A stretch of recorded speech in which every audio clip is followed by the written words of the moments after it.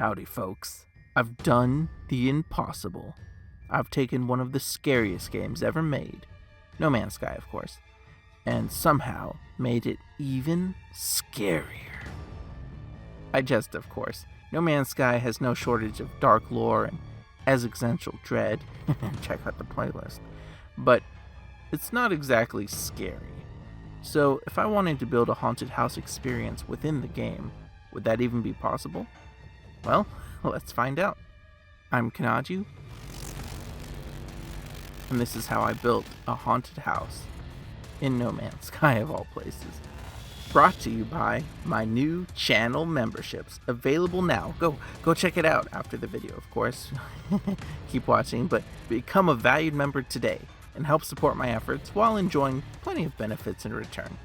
Thank you so much to everyone who's already joined, and even if you're watching, thanks for the support.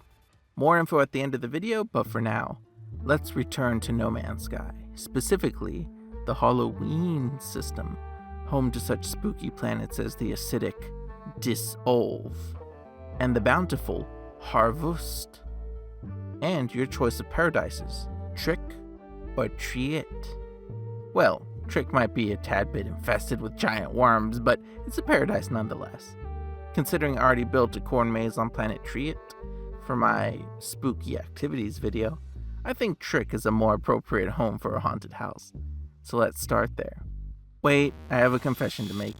I actually built my first prototype on Treat because the idea to build a haunted house on Trick, it didn't occur to me. Yeah, I can be that dumb sometimes. It's a talent. Walker pointed me in the right direction after playtesting the prototype, and here we are. More on the prototype later. For now, back to Trick. So, I wanted to build a haunted house. Haunted houses are usually scary though, right? Well, how do you make something scary in No Man's Sky? Sure, we have some spooky stickers, but I can't exactly add monsters. Sure, I could use the wonder projector to put some animals in there, but even those aren't terribly scary. Death traps are also difficult since there are no damage-causing build parts in No Man's Sky. There are a few sensors and closable doors, so I can open and close doors, which is a pretty good trick, you know. But how do I make jump scares? Well, luckily I had a few ideas already. One was to play a loud sound when players stepped on a hidden button. Audio jump scares can be quite effective. Let's see how that one worked. Okay, there's...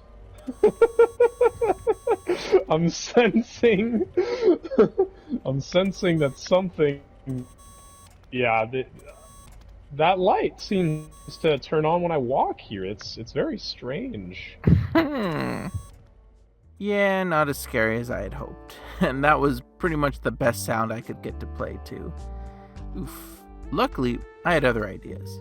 The crystal sulfide vents found underwater are mostly indestructible, and they cause damage at regular intervals. So I built some underwater corridors around them. That way the player couldn't see them, but they'd still take damage. Plus, it makes a loud noise, and like, your screen shakes and all this stuff. So it's almost a jump scare. Not too surprising, because it kind of like shakes before it happens, but taking damage out of nowhere is still almost scary, right? I also built a structure around some alluring specimens. This is one of No Man's Sky's actual built-in jump scares, so I figured it would be perfect to work into my haunted house. I specifically used the coral to block the exit, so you'd have to trigger it to escape, thus giving me a real jump scare. Finally, things were starting to look a bit scary, right? Lastly, I built a hallway with an abyssal horror at the end. These hypnotic eyeball monsters are perfect for a haunted house, I thought.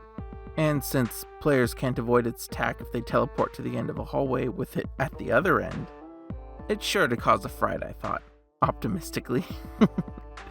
I connected some one-way teleporters inside the house that would send you to these remote areas, and I let my good friend Walker playtest it.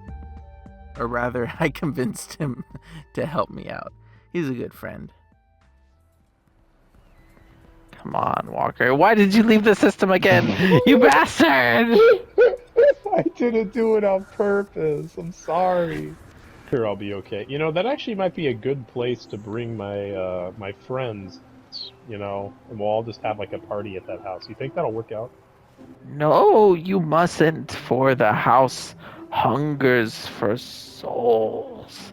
If it eats too many, it will become powerful enough to leave this planet, and then there will be no end to its victims. That was actually a really good improvisation. Why, thank you. Man, I'm not gonna lie though. After you said all that, it makes me want to bring my friends here even more. You know? Oh, really? Yeah. Kind of spooky. He's like stuck between Yes, it universes or something. It's just like us trying to be at the same location at the same time. Yeah, He's, that's kind of Flip spooky. between two realities. That is scary. Wow, that's a pretty good ghost. That is a nice ghost. Okay. That sure was a scary sound, wouldn't you say, Walker? I am. I'm losing my cool here, man. I'm getting spooked for sure. Okay, so what? What was that? Oh my gosh, you monster! Abyssal horror. Oh snap! So am I allowed to kill it? Yeah. He was less than impressed. He mostly avoided the vents, he killed the abyssal horror, and I learned that you can simply destroy the alluring specimens without triggering them. So, my haunted house sucked, in other words. It wasn't scary at all. Or wasn't it? Turns out, Walker, a fellow Day 1 player like myself, didn't have oxygen protection, so he very nearly drowned in those underwater hallways. Seriously, he lost a lot of health, which is surprisingly tough to do in this game.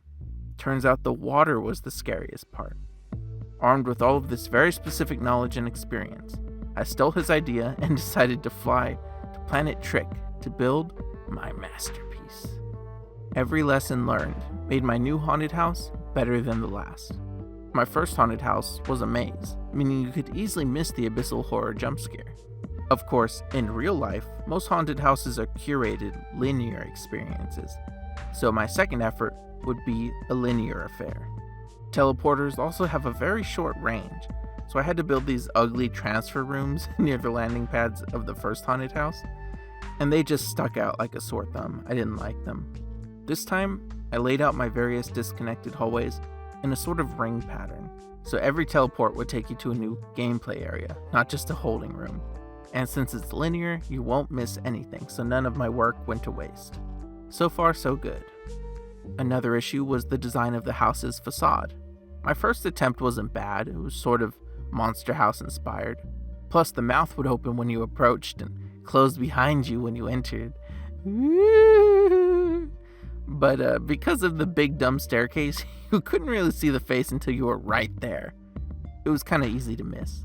Plus, the maze was lame since I had to fit it into that physical footprint of the house, which was really small. So this time, I wanted the house to serve only as a starting point, purely aesthetic. So I built it on a wharf, an old decaying pier. You could see the face from a distance, you would build up the terror as you approached. I used fireplaces for its eyes, burning eyes, and I threw on plenty of random falling boards and little details across its face. I made the interior a decrepit ruin, overgrown and collapsing into the bay. I also paid special attention to the lighting of the facade. That way, at night, it looks incredible, even from a distance, as it's visible from the moment you arrive.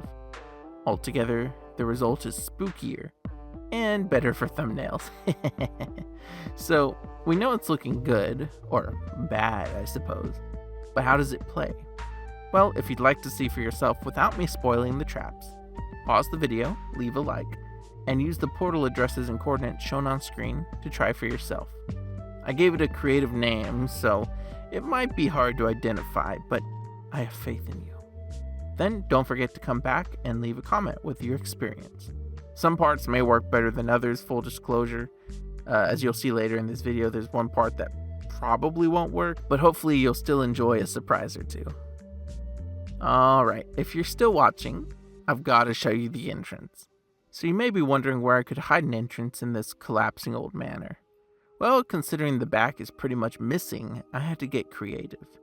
You see that ghost at the top of the stairs? The really scary one that vaguely resembles a gek? Well, I figure that'll draw the visitor's eye, and while they're distracted walking towards it, a cleverly concealed trapdoor opens up beneath this big rug. Since the hole isn't too wide, I placed some debris on either side to guide the player right over the opening. And just like that, you're trapped. The only way out being this suspicious teleporter. Of course, the teleporter on the other end isn't powered, so this is a one-way trip. Feel free to write, "Wow, so clever," in the comments if you feel inspired to. I know. Very clever, very clever. So I took the concept of an underwater haunted house and ran with it this time. Now, I didn't want to kill visitors, so I did include a few spots to catch your breath this time. All but one, though, are located directly above a volcanic vent, meaning even when you're catching your breath, you'll have to be careful, and you can never truly rest. I also used the vents in a few different ways. There's the classic under the floor vent, of course, but I also looped some hallways around them, doubling their use. One trap is particularly fun. It closes the door behind you and dumps a bunch of boulders down the stairs on top of you. So where does that leave you, right? You're stuck between the boulders and the door? Well, you probably guessed, there's a vent right beneath you. So now you have to power through the boulders quickly if you want to avoid heat or oxygen deprivation damage. Double stress. Or if you can't escape in time, the pressure from the explosion will actually push you in the boulders, so you won't be stuck indefinitely.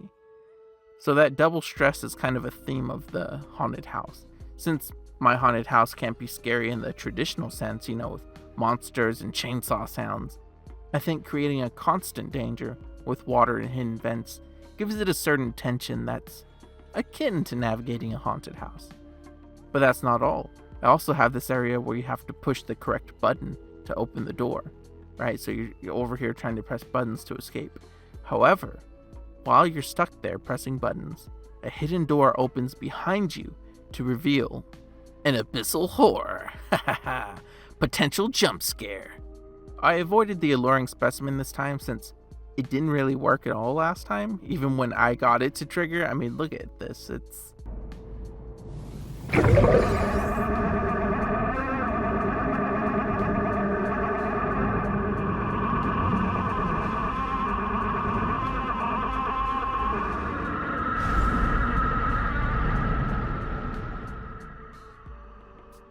I mean, it's almost scary, right? It sounds scary, but it soon feels more silly than spooky since you can just swim through it, and for some reason it doesn't attack you in small spaces, so yeah, that was better in theory than in practice. Eventually, though, you'll reach this long vertical shaft that leads back to the surface of the water. You may think that, hey, you've reached the end, but it's a false hope.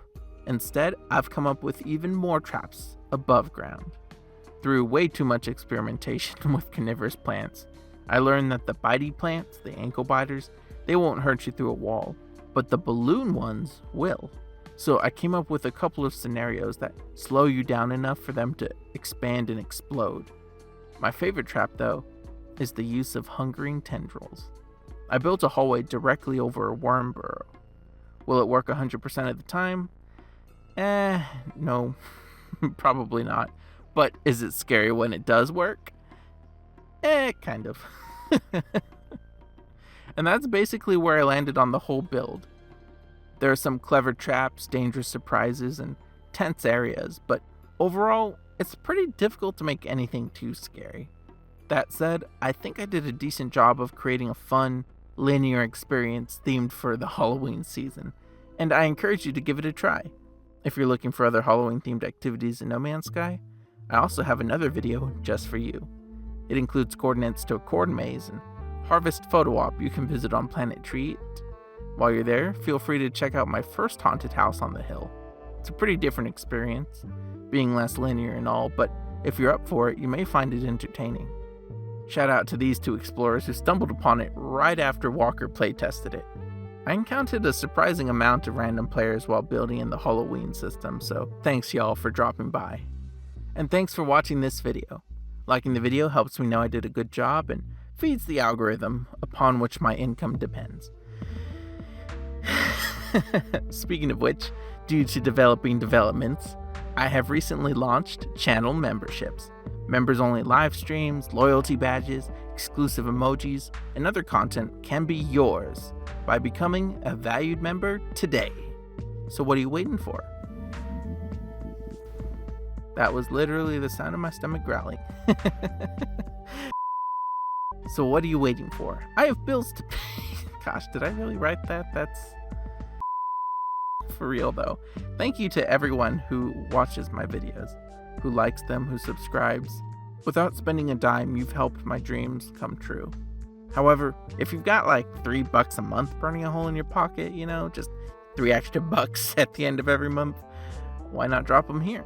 You'll help me keep the lights on and hopefully make even better content in the future. I loaded all the best perks into the cheapest tier too, so don't even worry about the higher tiers. Unless... Nah, I'm just kidding. Anyways, thanks again for watching. Have a happy and safe Halloween, and I'll see you in the next video.